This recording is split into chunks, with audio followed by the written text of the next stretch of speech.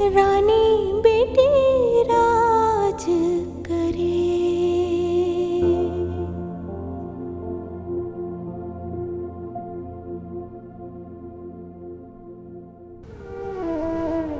ये घर देख रहे थे, देखो कैसे उजड़ गया, बर्बाद हो गया ये घर। और राहिला मेरी खातिर बर्बाद हो रही है। फैसल, मैं बुरी और खुदगर्ज बेटी कहलाने से बेहतर समझती हूँ कि मर जाऊं। अम्मा प्लीज मुझ पर यकीन करें, शक ना करें मुझ पर। बस बस रहने दो अपनी सफाई अपने पास। बेटी माँ की सुनेगी या तुम्हारी सुनेगी? चलो जाओ यहाँ से। रूबी आप ठीक नहीं कर रही हैं। हाँ, और तुमने तो जैसे बहुत ठीक किया हुआ। जाओ जाओ अपनी गलतियां सुधारो। देखा अम्मा इसको, कितनी चालाक है ये। शौहर के सामने तो आग लगाती है और पीठ पीछे क्या बन रही है बेचारी।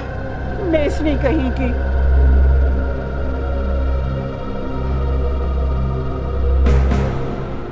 अम्मा तुम फिक्र ही नहीं करो, आज तो मैं ना तुम्हें चिकन टिक्का खिलाऊंगी। सच सच मेरी प्यारी अम्मा।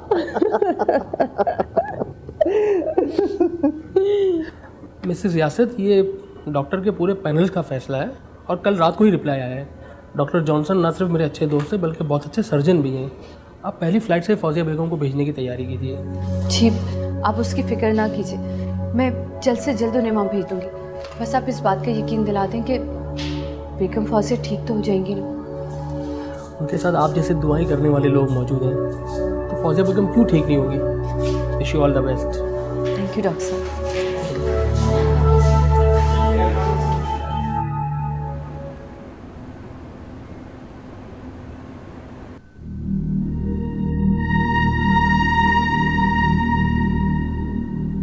झांझे बेटा, क्या हो जाता है तुम्हें?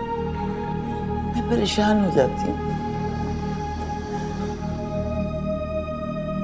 हाँ, मुझे नींद आ रही है, प्लीज सोने दें मुझे। सो जाओ बेटा, सो जाओ। लेकिन जब जागो ना तो मेरा बेटा मुझे वापस कर देना, वरना तुम्हारी माँ मर जाएगी।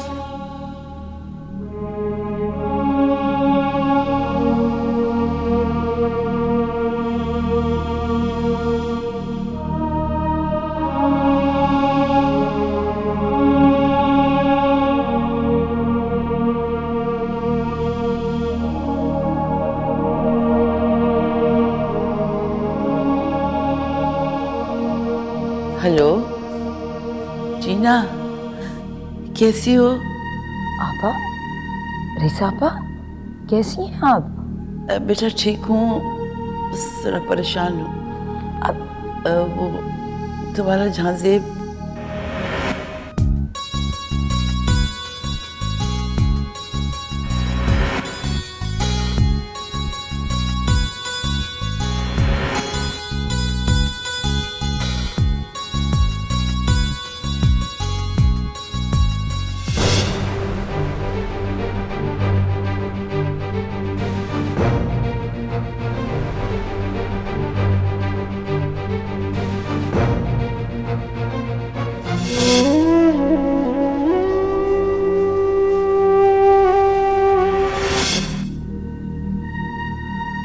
जीना, पहले भी चोट खाया हुआ झांझेब मैंने तुम्हें सौंपा था। आज भी झांझेब फिर से बिखर गया, जिसको 8 साल में तुमने समेटा था।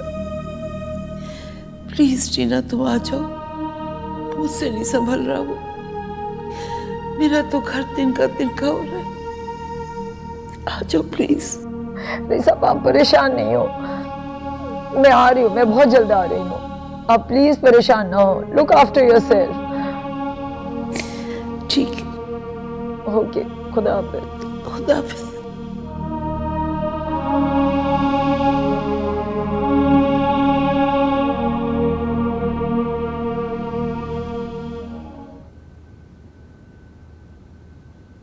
राहिला, हया, मैं तुम्हें याद करी थी और देखो तुम आ गई। झूठी, अगर मुझे याद कर रही होती तो आके एक दिन तो पूछती कि बहन की खैरियत कैसी है।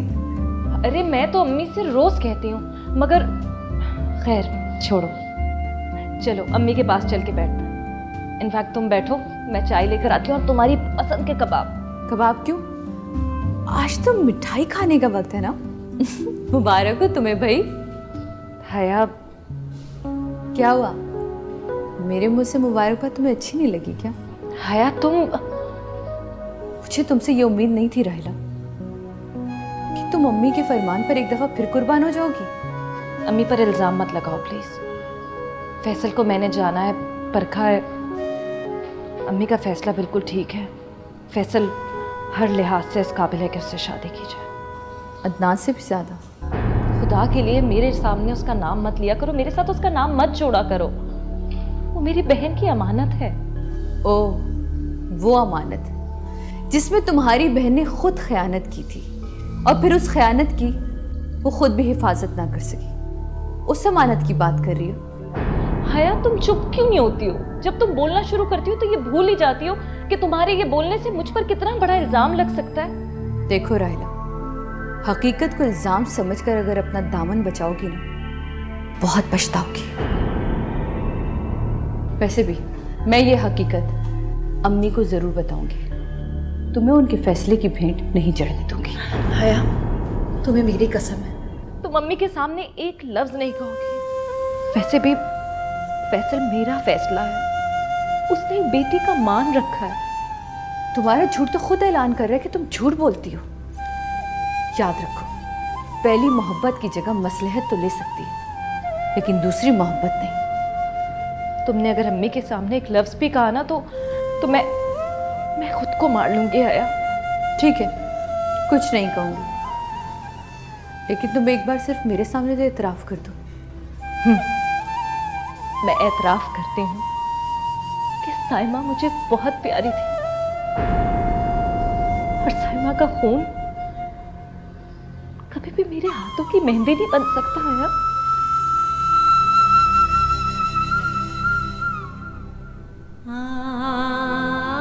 तुम कसम खाओ, अम्मी के सामने एक लफ्ज नहीं बोलोगी।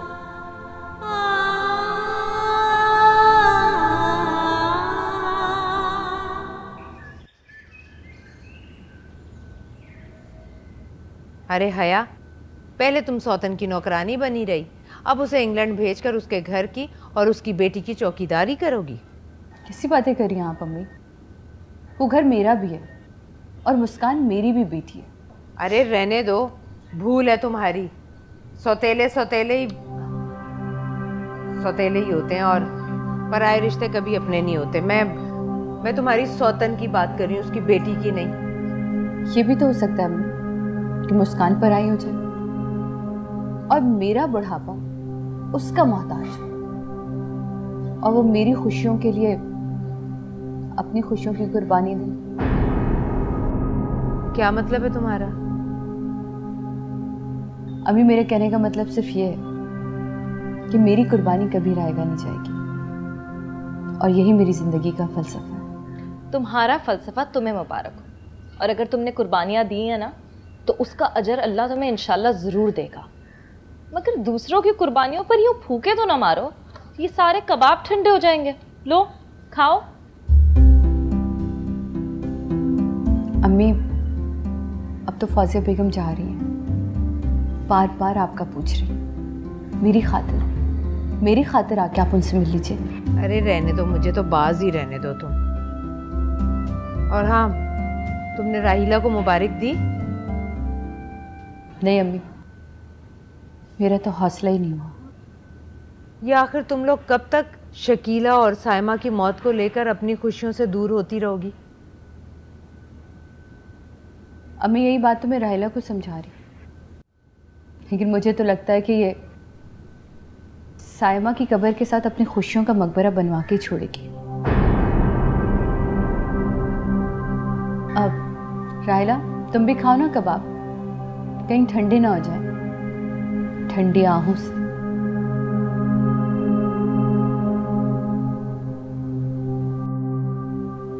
अम्मी, आपने राहिला से पूछा तो है ना?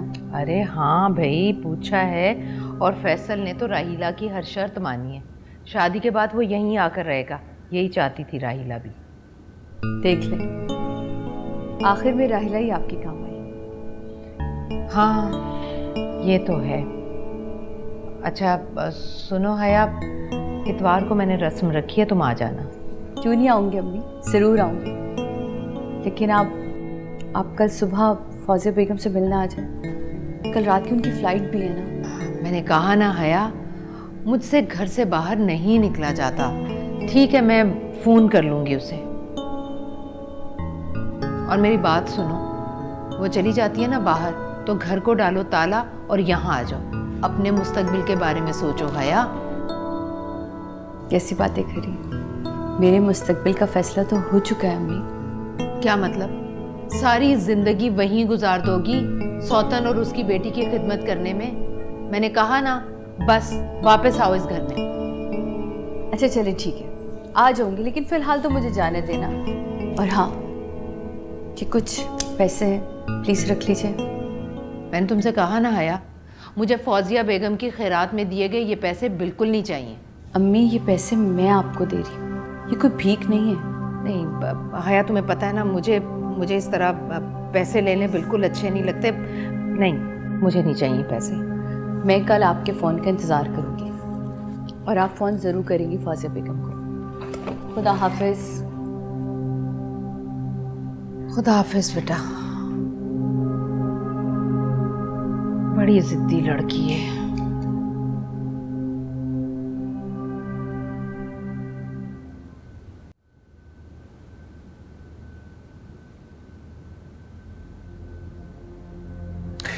प्लीज लाइट्स ऑफ कर दें माँ। खुदा के लिए झांसे, अपनी माँ पे रहम करो। डर लगता है मुझे तुम्हें इस तरह अंधेरों में घिरे देख के। मुझे रोशनियों से डर लगता है माँ। प्लीज ये लाइट्स ऑफ कर दें और मुझे अकेला छोड़ दें। झांसे, मौत बहुत जालिम सही, पर खुद पे जुल्म नहीं करो। निकलो इन अंधेरों से। मेरी जिंदगी को बहुत नहीं अंधेरों में धकेला है माँ। अच्छा उठो, कुछ खा लो। अदनान ने भी कुछ नहीं खाया है। सुबह से कई चक्कर लगा चुका है तुम्हें देखने के लिए। भूखा है वो। मुझे भूख नहीं लगी भी, आप उसे खाना खिला दें। नहीं खाएगा, जिद्दी है। तुम्हारी तरह वो भी नहीं सुनता। मैं तो आपकी सुनता हूँ, मैं तो आपकी मानता हूँ। नहीं मानता क्या? अच्छा उठ जाओ, कुछ खा लो। अब चले, मैं आता हूँ।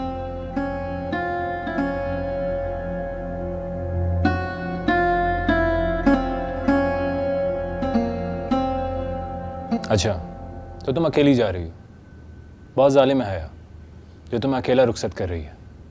हया का वीज़े का प्रॉब्लम हो गया है, वरना वो भी मेरे साथ ही जा रही थी। वैसे भी मुस्कान के एग्ज़ाम्स शुरू हो गए हैं। अच्छा, आप मुस्कान को और अपना सब कुछ हया के सुपुर्द करके जा रही हैं? नहीं, बेटी को माँ के हवाले करके जा रही हूँ। अच्छा, तो तुम परेशान बिल्कुल मत होना। मैं मुस्कान को देखने के लिए आता जाता रहूँगा। नहीं, मेरे बाद यहाँ आने की कोई ज़रूरत नहीं है। हया मुझसे बेहतर मुस्कान का ख्याल रख सकती है। हाँ, सही कह रही हो। वैसे तुम जा कब रही हो? हया आती ही होगी, उसे मालूम है कि कब जाना है। ओके, तो इसका मतलब यह है कि मुझे अब चलना चाहिए। हाँ तुम जाओ।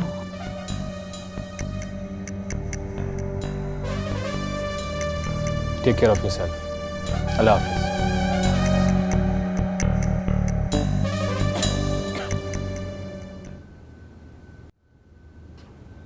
क्या मुसीबत है, इतनी भूख लग रही है। अरे कम्बख्त मारी, क्या गधे का टिक्का बनाने के लिए भेज दिया था उसको, अभी तक नहीं आया। अरे इरम, मैंने तो कहा था ठीक 8 बजे आके ना पत्थर मार दियो और मैं दरवाजे से ना खाने का शॉपर पकड़ लूंगी। पता नहीं क्यों नहीं आया अभी तक। सुबह के 8 बजे तो नहीं समझ रहा था वो, 8:30 बज रहे हैं इस वक्त और मुझे इतनी शदीद भूख लग रही है। भाई मैं जा रही हूँ, जो भी उस्मा ने पकाया होगा मैं वही खा लूंगी। अरे बैठ ना, बेसब्री कहीं की। अभी निकाल के खा लेगी उसमें से, देख लेगी तो नाक कट जाएगी हमारी। सब्र भी कर लिया कर, आता ही होगा। अम्मा अरे हो, तुम लोग क्या कर रही हो यहाँ पर बैठी हैं? चल के खाने पीने का बंदोबस्त करो। उस हकली ने तो हमें भूखा मार दिया, बहुत सब भूख लगी है। चलो अम्मा फिकर नहीं कर। मछली का टिक्का अम्मा। मेरा सर फट गया। मेरा सर फट गया। अम्मा वो बराबर का लड़का वो लड़का होगा, वो कबूतर उड़ा रहा होगा। अरे रात के वो तो अपनी माँ की कबूतरी उड़ा रहा है क्या? कम्बा जरा नीचे तो आ, तेरी भी खबर ले लूंगी। अबे कम्बा, मैं तुझे नहीं छोड़ूंगी, नहीं छोड़ूंगी, नहीं छोड़ूंगी। अरे अम्मा आ जाओ। आ रही हूँ। शुक्रिया। अरे रुको, मेरी बात तो सुनो।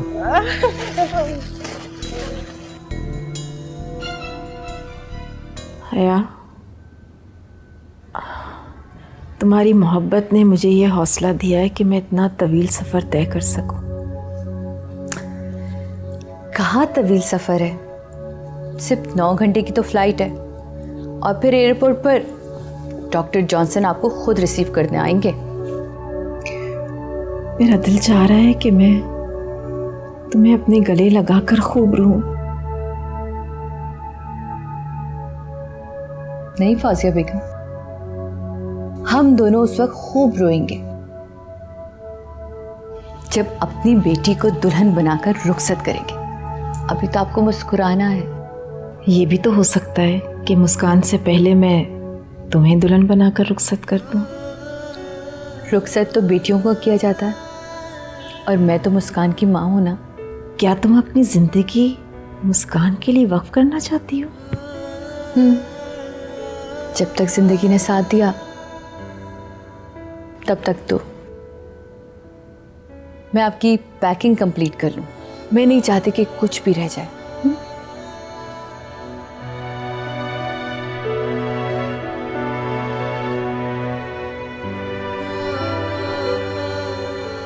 राहिला, हया को समझाओ, आखिर कब तक नौकरानी बनकर उस घर में रहेगी वो। अम्मी, हया को तो आदत ही हो गई दूसरों के बारे में सोचने की, अपने बारे में तो सोचना भूल ही गई है वो। हाँ, ठीक कह रही हो तुम। सारी ज़िंदगी अपने माँ बाप के बारे में सोचती रही, बहनों के बारे में सोचती रही, और अब शौहर के बारे में, वो भी उसके मरने के बाद। लेकिन हया को कुछ अपने बारे में भी तो सोचना चाहिए। कब तक बेवा बनकर ज़िंदगी गुजारती रहेगी? इस तरह रहेगी ना तो सारी ज़िंदगी अपने आप को बेवा ही समझती रहेगी। अम्मी, हया के बारे में सोचने का काम तो आपका या मेरा है? लेकिन वो अपनी कुर्बानगाह से बाहर निकले तब ना। वो तो वो जहाँ भी रहे अम्मी, रहेगी आपकी बेटी और मेरी बहन है, तो हमें सोचना चाहिए ना उसके लिए। ये तो है, लेकिन बेवा के साथ शादी कौन करेगा? अम्मी, वो एक बात कहूँ, आप बुरा तो नहीं मानेंगे? अरे बेटा, अब इस घर में मेरे और तुम्हारे सिवा रह ही कौन गया है एक दूसरे की कहने और सुनने को? बोलो क्या बात है? अम्मी, हया की बात अगर हम रईसा आंटी से करें तो? क्या मतलब है तुम्हारा? अब मैं हया को मरने के लिए छोड़ दूं? नहीं अम्मी, मैं तो। माफ़ कर देने का मतलब ये नहीं कि मैं दोबारा से वो रिश्ते जोड़ लूं जिन रिश्तों ने मेरे सीने में खंजर उतारे हैं। मगर अम्मी, इसमें हर्ज ही क्या है? अपनी यादों की राख में छुपी चिंगारी को हया के नाम की हवा मत दो। अच्छी तरह जानती हूं मैं, रईसा का नाम लेकर तुम मुझे ये एहसास दिलाना चाहती हो कि तुम्हें फैसल से शादी मंजूर नहीं। तुम्हारी नज़र अब भी रईसा के घर पर है। अम्मी नहीं।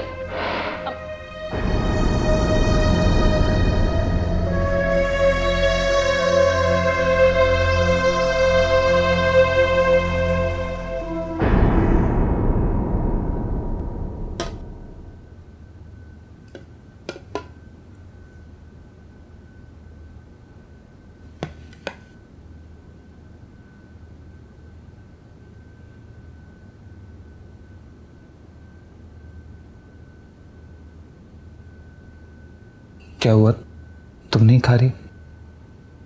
नहीं, भूख नहीं है मुझे। तुम्हें भूख नहीं है, लेकिन हमारे बच्चे को तो भूख लग रही होगी ना? जब एक बेटा अपनी माँ के बगैर खाना खा सकता है